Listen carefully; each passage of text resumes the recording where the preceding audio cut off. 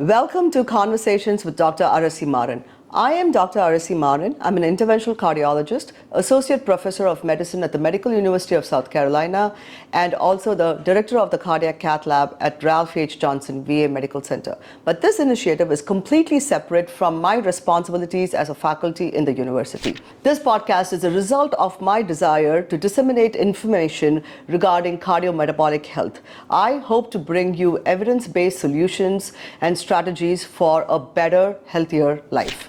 In this limited series, we will be focusing on obesity, where we will break down obesity as a disease into different parts and talk about different solutions to the problem. I would like to start this podcast with Professor Dr. Rana Pullatt. He is the Chief of Foregut and Metabolic Surgery, Director of Robotic and Bariatric Surgery. He's a Professor of Surgery at the Medical University of South Carolina. He is also the Executive Council member for American Society of Metabolic and Bariatric Surgery. He is a pioneer in duodenal switch procedure and SADI procedure. He is dual boarded in both obesity medicine and surgery. Welcome, Dr. Rana Pullatt. Thank you for having me on the show, Dr. Maran. It's such a pleasure to be here. Thank you. Thank you for joining me today. Dr. Rana Pullatt also has another very important role. He's also my husband. Yes. Rana, the whole concept came from me listening to your Grand Rounds talk on obesity. There were so many interesting tidbits, so many things which I never heard of, and it seems criminal not to share this information with everyone. So let's start with obesity. No other animal is having an obesity problem except for human beings. Where did we get fat? How did this happen to us? That's a very fascinating question that you've asked, Arasi, about the genesis of obesity. So for very long, as unglamorous as it might sound, we lived on hunting and gathering. We just lived off carcasses and what the big animals left us. So that's how, we had to expend a lot of energy in order to acquire energy. This was the history of how human beings were. When farming started about 12,000 years ago, that whole behavior stopped and we started living in societies. And when societies started happening, specialization happened. So then you had a group of people who were involved in food production, and then you had nobility, the working class. And even if you look at history, there are people, even in the history of human beings in the recent 5 to 10,000 years, that you can see obese individuals being described. Hippocrates has described obese individuals. And these were usually confined to the wealthy class of people who had access to food. So even in the early 18th century, when Malthusian theory was basically that population grew geometrically versus food and resources grew by arithmetic progression. So Malthusian theory would have ended up in the demise of a lot of human beings, and the population would have settled around 1.5 billion. We know that that's not the truth, and we have almost 7.5 to 8 billion people on this planet. And this is because we have made food production an extremely scientific process. And this happened with a combination of science and technology. And if we look at it, agriculture became industrialized. And just simple things like having tractors and having the steel plow to be able to plow fields more efficiently so that every square meter of land gives you more food. Then the advent of fertilizers like DDT and the advent like insecticides like DDT and the advent of fertilizer also helped food production grow dramatically. And the easiest thing to grow on a lot of these plains are corn. And corn, it gives you what is called cornstarch, and that's the base of most ultra-processed foods. For the first time, human beings are the only organism that you can actually walk up into a grocery store and acquire food at a very, very low cost, especially the ultra-processed foods, and you have a situation of caloric excess. And when caloric excess is available and you're not expending too many calories to acquire that food, And if you have a genetic and hormonal predisposition to obesity, then the obesity epidemic just exploded. That's interesting, exciting, and also sad, because agricultural industrialization was meant to help us, but instead it's now kind of hurting us. There's another term, which we use very commonly, obesogenic.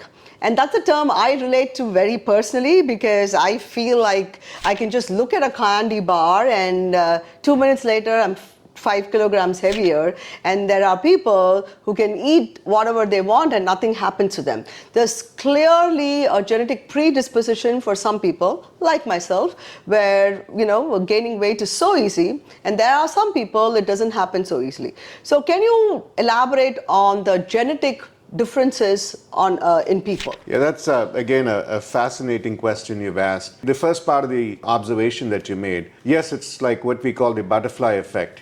Sometimes things have unintended consequences, and the obesity epidemic is directly a result of agricultural industrialization at a huge scale. And unfortunately, that has resulted in excess corn production, sugar industry lobbying, and we'll hit upon that a little later. But the term obesogenic means that if you have an environment that promotes obesity. So there are people who have a genetic predisposition towards obesity, and each person has a personal threshold for obesity, where obesity happens. It's not one size fits all. It's not like, oh, you eat 2,000 calories, you're going to put on weight. It depends on their basal metabolic rate, their energy thermogenesis, the efficiency of which the body is able to store fat. So there are certain genetic characteristics that have helped us when there was food shortage and famine that are now working against us. So we should go away from generalization of this term to rather it being a personal obesity threshold. So when you're talking about it, it just tells you that your set point for being obese or getting overweight is a lot lower than maybe somebody else who can eat whatever they want. But every person, if you can manipulate their genes, they can become obese. Or if you hit their personal obesity threshold, they can become obese. There are protective mechanisms which are more effective in some people than other people. So are you saying obese people have more of the protective mechanism, but it's just in the current society working against me? Absolutely. And it also depends on not just the genetics, it also depends on race, it depends on where you store your fat. So there's a lot of different areas that can be covered on this. In fact, it's so interesting that there's something called fetal programming. When a child is being born or the mother is pregnant, even the amount of food and excess calories that she consumes has an effect on the fetus's genes that can potentially make the child more prone for obesity later on in life. There are studies that you separate kids who are monozygotic, which means that identical twins, and you put them in two different environments. One is an obese environment. This actually happened because of adoption. And they did a study where monozygotic twins were adopted into two different families, and dizygotic twins were adopted in two different. Both of them are twins, but their genetic similarity in monozygotic twins is a lot closer than zygotic twins. So the observation is that even if a monozygotic twin was placed in a very obesogenic environment, the weight correlated more with that monozygotic twin. So there's a strong genetic predisposition to who can get obese. It's as heritable as skin color and height. So the fact that people are thin people give themselves way too much credit. Thin people are not morally superior to obese people. It's just like saying that, well, somebody has a cancer. Do you blame the cancer patient for getting the cancer? They live in a cancerogenic environment. They have some sort of genetic predisposition to cancer, and they get cancer. but you don't say, well, it's their fault. Or the same thing happens with diabetes. You don't blame the patient that they have type 2 diabetes, because a diabetogenic environment we are in, as well as the genetic predisposition towards diabetes. Hit so many interesting points, but there are certain things I want us to deep dive into. Number one, let's talk about the ethnic differences in obesity, because what is considered obese in a Caucasian population is not considered obese in a South Asian population. And I also think South Asians, we are at high risk, and the way we process ultra processed food is extremely different. That's number one. So why don't we start with that, and I want to come back to diabetes in a little bit. Yeah. So I think, the best measure that is universally used right now that we have is called the body mass index, which is basically a measure of height and weight. That's how they come up with the body mass index. Is that the best measure, or is that the most commonly used measure? So that's, again, a fantastic question, but that's the only measure that we can practically use at this time, which is very, very easy, and thereby we available. Use it. But BMI itself, it's just a mathematician who came up with it. There's no physician who's basically approved it or sat and said, and this concept was further expanded after World War II by US insurance companies to basically say who can be insured and who can't be insured. So these are insurance actuarial tables, and BMI itself was built on French and Scottish men.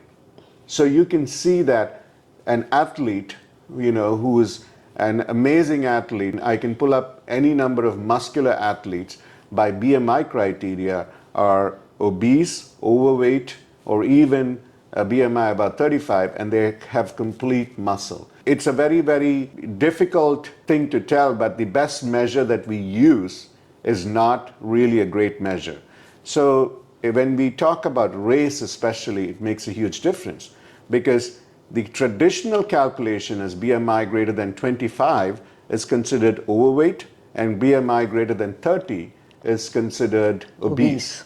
And BMI greater than 35, is really where a lot of the surgeries come into play. And there is a category called super morbid obese, yes, also, right? Super obesity, which is above BMI 50. But the important thing is that it depends on where the fat is distributed. So we have good fat stores and bad fat stores.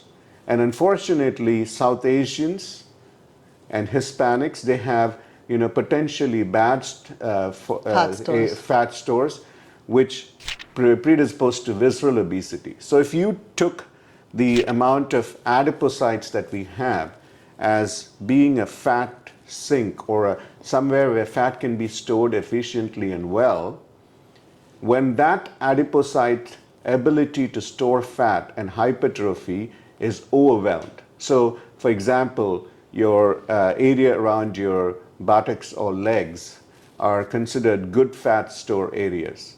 And when that is overwhelmed, the fat gets stored in the viscera, which is basically liver and muscle. And this is considered a bad area to store fat. And in racial differences make a huge difference in that, because we know that fat or lipocytes are actually endocrine active organ. Hormonally active. They have a lot of inflammatory cytokines that they release. This can happen a lot easier in South Asian populations, because South Asians are very easily, the fat stores, the good fat stores are overwhelmed, and all the fat becomes stored in liver, muscle, and the viscera, which then predisposes them to insulin resistance and diabetes. Dr. Pullatt, we have touched on so many different topics, but there is one particular area which really annoys me. That is the slow and steady introduction of ultra-processed food in all days, all methods, right? Whether it's breakfast, it's a snack, it's a lunch, or whatever. Especially breakfast cereals. We've somehow convinced ourselves that it is a healthy thing to have. We give it to our kids. It's advertised so heavily. It's almost like the sugar industry has taken over the system, and they're not taking responsibility to the consequences of their actions. Can you talk a little bit about that? Again, you've hit a very important aspect. When you look at food and food production, corn became the staple crop that was easy to grow, and you could get cornstarch and corn syrup from it, which is now the staple and the base for all of this ultra-processed food because it's easy, it's cheap, and you can get that food at a very relatively low cost. If you dial back history, actually just about 80, 90 years ago, even 70 years ago, smoking was actually considered. Absolutely. Smoking was considered to be healthy. You know, smoking was considered to be a stress reliever. Menthol cigarettes were considered to be medicinal. So that was because of the smoking lobby and the tobacco industry, and it killed millions of people before governmental policy actually happened and changed that entire thought process. Unfortunately, ultra-processed foods are the least expensive foods.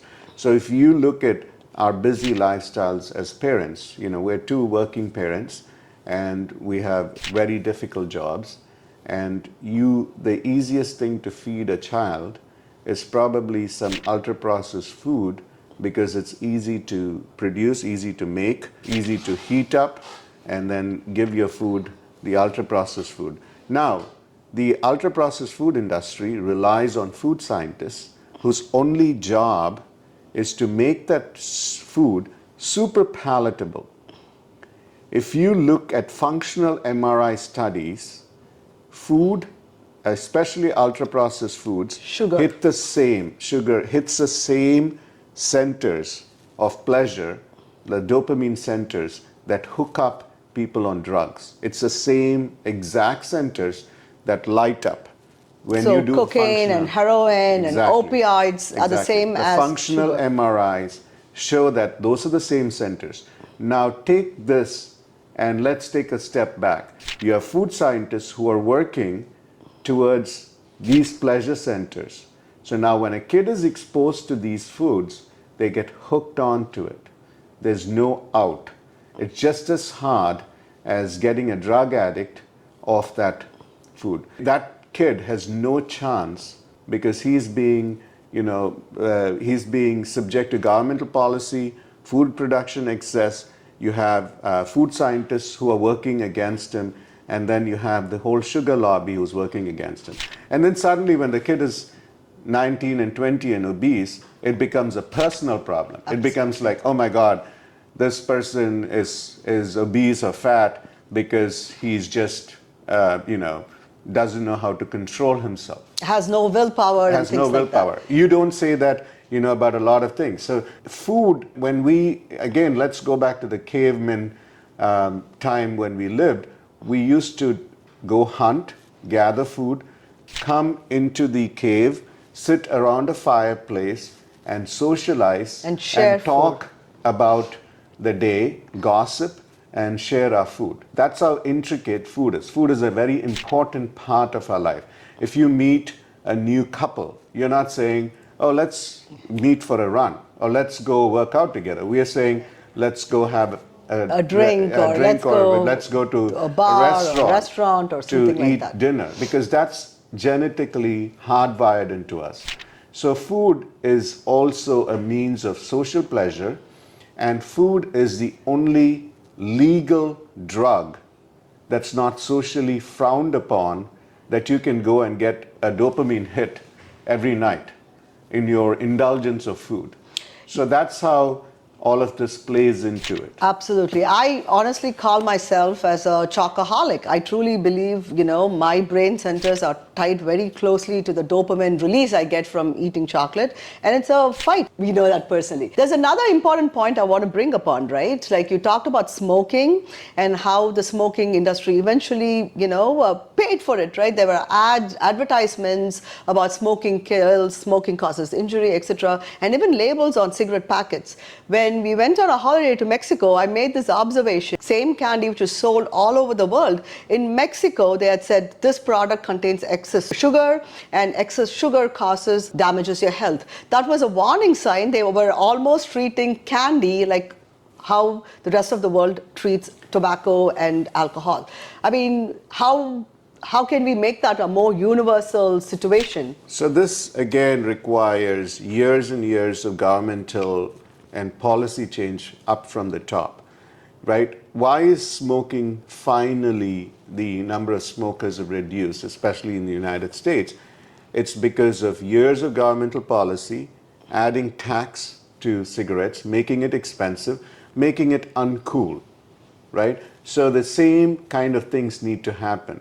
And food that is ultra processed needs to be taxed, needs to become more expensive, and perhaps, food scientists should not be allowed to do what they're doing right now, because they are really turning a population into addicts. There should be some sort of governmental policy that comes in and stops this ultra processed food revolution, so that maybe future generations won't get hooked onto it. Right now, you have ultra processed foods being advertised in your face. It's like yes. all over. Cigarettes have become very less accessible. You don't walk into any kind of store and you see cigarettes flashily advertised. You have to go ask someone, yes. Especially in the US. Yes. So over here, food is just like thrown out on your face with colorful packaging and fancy advertising. And actually the sugar lobby actively worked towards making fat the culprit. Absolutely. Which fat is actually not the culprit. Fat's is satiating good food, versus sugar was the culprit.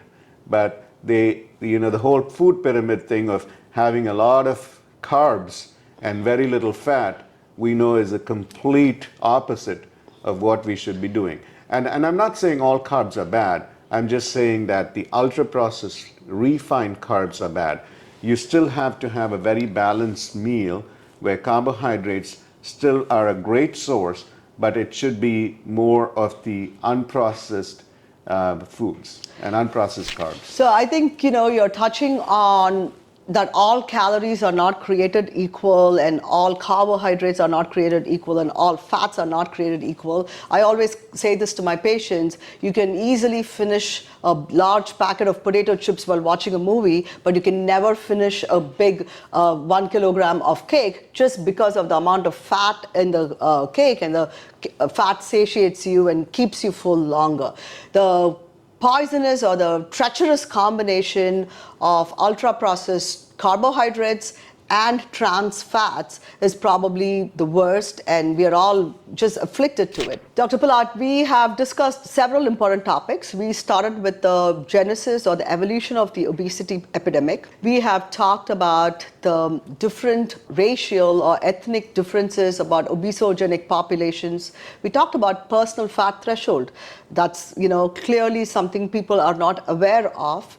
We also discussed the BMI, benefits, pitfalls, the food pyramid, and it's finally the biggest or the largest problem we have, the industry lobbying by corn lobbying and the sugar industry and things like that.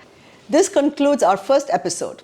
In the next episode, we're going to take a deep dive into treatment options, both medical and surgical. Please do join us there.